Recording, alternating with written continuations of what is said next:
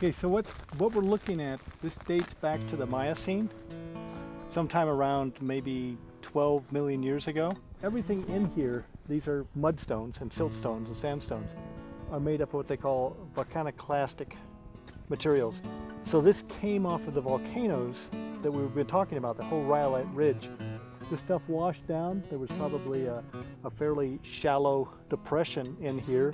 The White Mountains most likely were not here. The Sierra Nevada probably weren't here. And this area was roughly 4,000 feet higher in elevation than what it is now. And they know that from those tree stumps, which are variations of redwoods.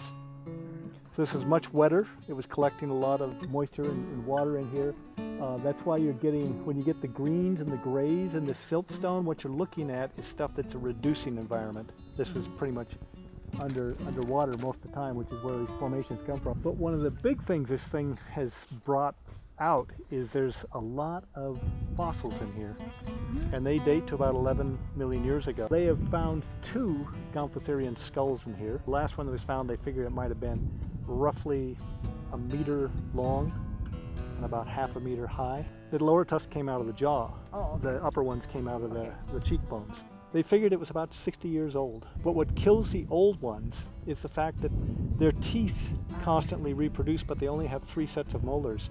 And when that 3rd set of molar wears out at about age 65, then they starve to death. And that's typically what ends an elephant's life, is the inability to feed anymore. Originally, I think that the whole elephant tribe, that the tusks were part of the feeding pattern, where they would dig down in and root with it. The Gomphotheriums continued to do that, and that's why they kept maintaining the lower tusk. The most recent one was found in 2013 and excavated in 2015, but the other one was found back in the 70s, and they wanted to look it up and no one could seem to figure out where it went.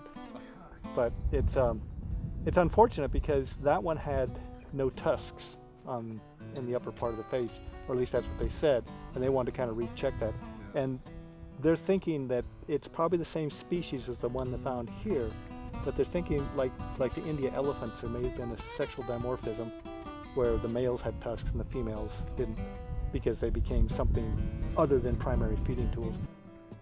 So that's why this area is important.